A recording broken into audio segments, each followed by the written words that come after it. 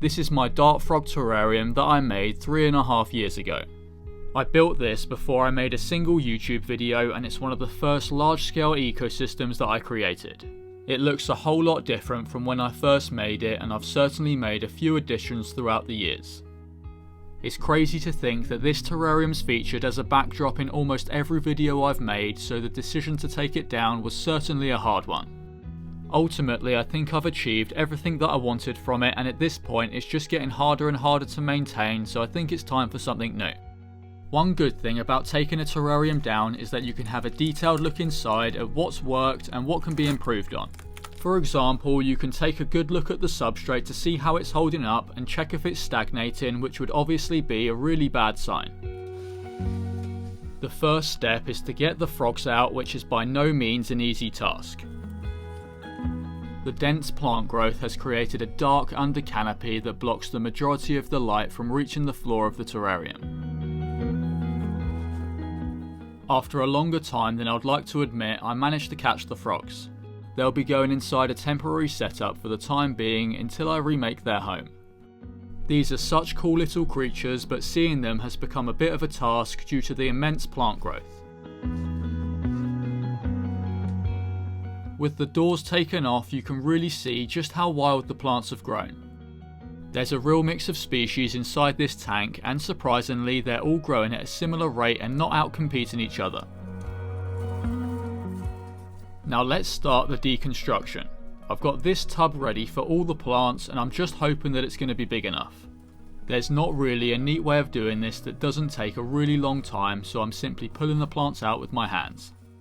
Amazingly, the majority of the plants are coming out in one massive intertwined clump. This task was surprisingly easier and quicker than I thought it would be.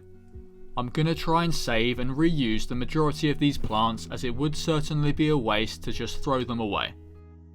Considering this was one of my first attempts at a large terrarium build, I'm really happy with the hardscape that I created. I would obviously make some changes with what I've learned over the past few years, but I'd say it's held up pretty well. As for the substrate at the bottom, it's looking super healthy, so I'm going to collect up as much as I can to reuse in the future. This wire buried in the substrate is actually a heating wire that I plan to use to keep the terrarium warm. I never actually turned it on, as I decided to heat the entire room instead of individual tanks. Looking back, I'm not sure this would have been the best method anyway. Next, I'm going to pull as much of the hardscape out as I can. The majority of these branches are only held in place inside the foam background, so they're not too hard to get out.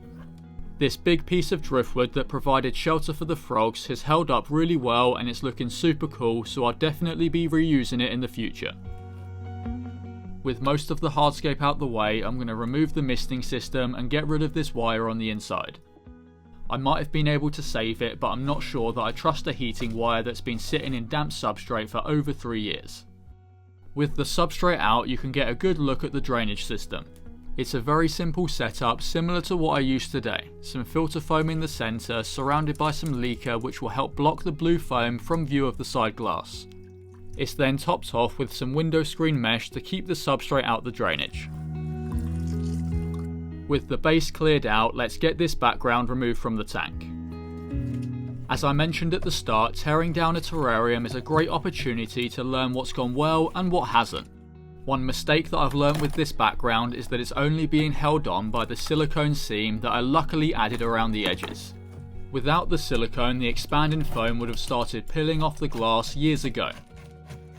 What I'll do to fix this in the future is silicone on some egg crate to the glass before adding the expanding foam.